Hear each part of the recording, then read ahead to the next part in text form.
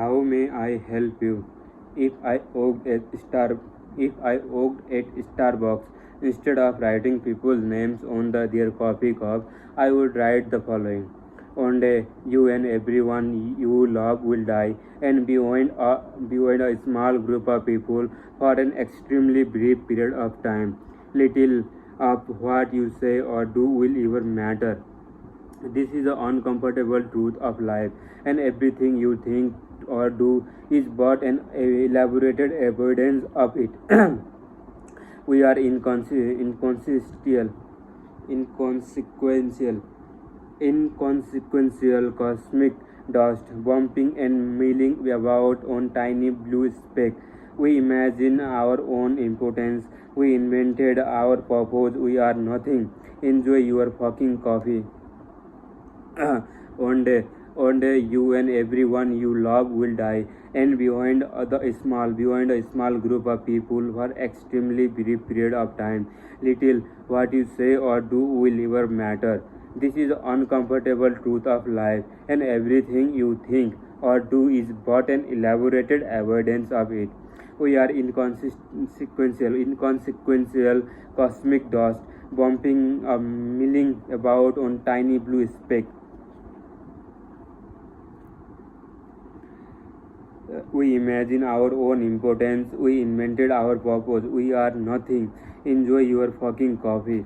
I would have to write in it really tiny letter, of course. It would take a while to write, meaning the line of morning rush hour customer would be backed out of the door. Not exactly stellar customer service either. This is probably just one of the reasons why I am not employable. But seriously, how could you tell someone in a good conscience to have a nice day while knowing that all their thoughts and the motivation stem from the never-ending need to avoid the inherent meaningless of human existence, because it is the infinite expansion of space-time. The universe does not care whether your mother's hip replacement goes well, or your kids attend college, or your boss think you made a bitching spreadsheet. It does not. It does not.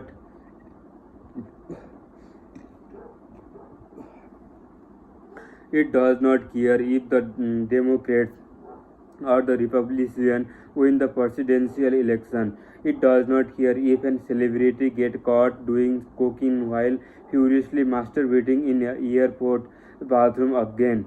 It does not care if a forest born on ice melt, or the water rise, or the air shimmers.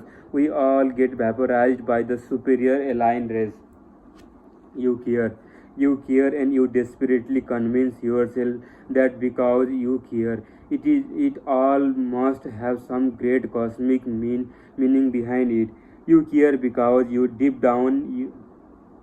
care because deep down you need to feel that sense of importance in others, to avoid the uncomfortable truth, to avoid the uncomprehensibly of your existence, to avoid being crushed by the weight of your own material insignificance. And you, like me, and like everyone, the project that imagined sense of importance onto the world around you, because it gives you a hope. It's too early to have this conversation here. Have another coffee. I even made a winky smile face with the steamed milk. Isn't it cute? I will wait while you Instagram it. Okay, where we okay where we oh yeah, the incomprehensibility of your existence. Right now you might be thinking, well, Mark, I believe we are all here for a reason. Nothing is a coincidence. And everyone matter, because all our action effort affect somebody, and even if we can help one person, then it is still worth it, right? Now, aren't you just as cute as a button? See, see that your hope talking. That's a story your mind spin to make it worth or waking up in the morning. Something need to be matter because without something mattering, then there is no reason to go on living. And some from the simple altruism or the reduction in suffering is always our mind go to for making it feel like it's worth doing anything. Our psyche needs hope to survive the way a fish needs a water. Hope is the fuel for our mental engine. It is a button on our biscuit. It, it's a lot of really chase metaphor. Without hope,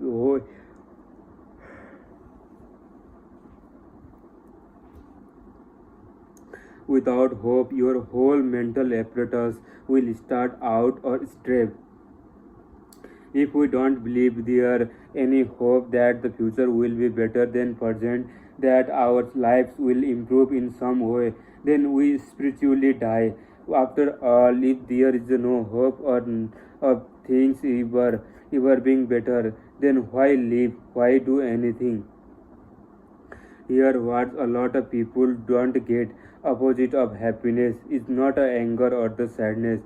If you are angry or sad, that means you still give a fuck about something. That means something still matter. That means you still have a hope.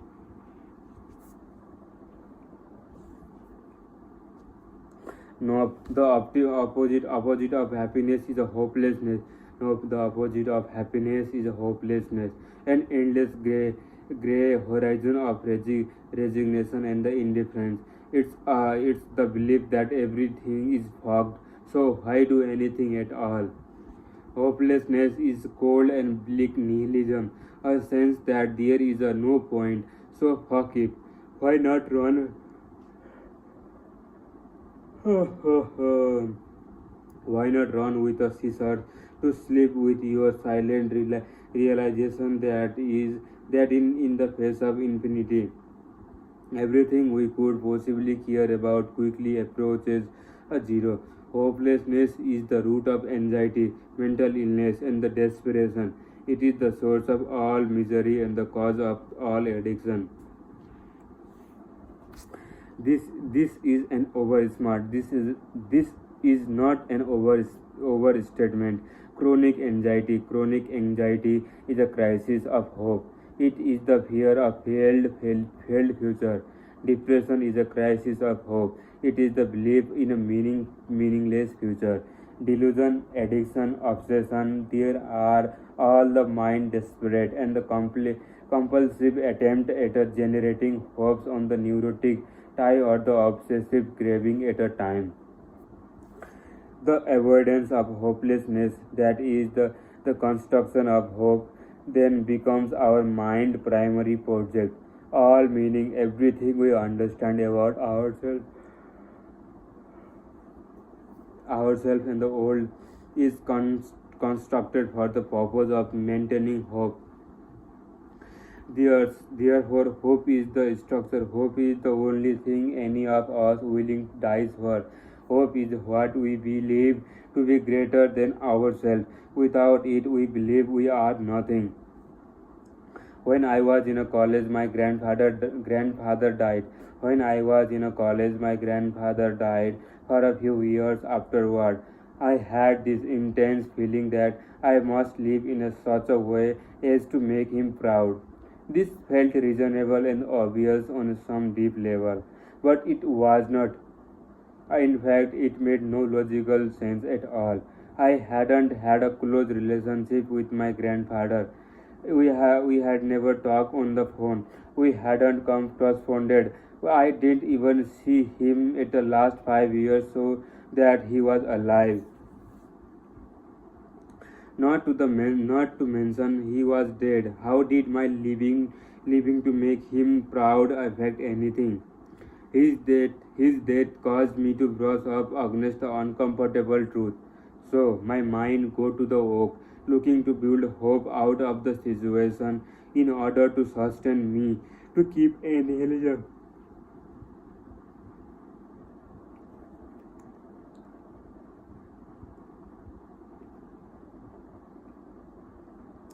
to keep any nihilism at bay.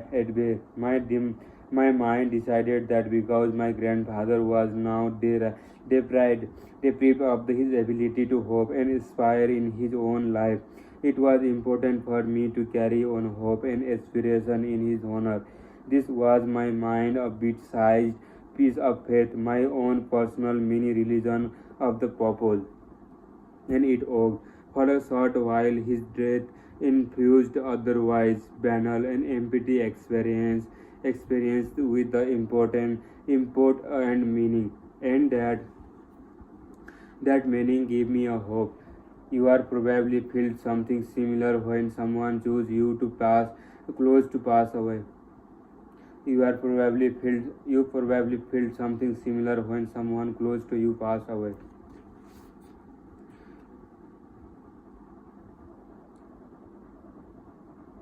His death caused me to brush up against the uncomfortable truth. So my mind go to the oak, looking to build up hope out of the situation in order to sustain me, to keep any nihilism at bay.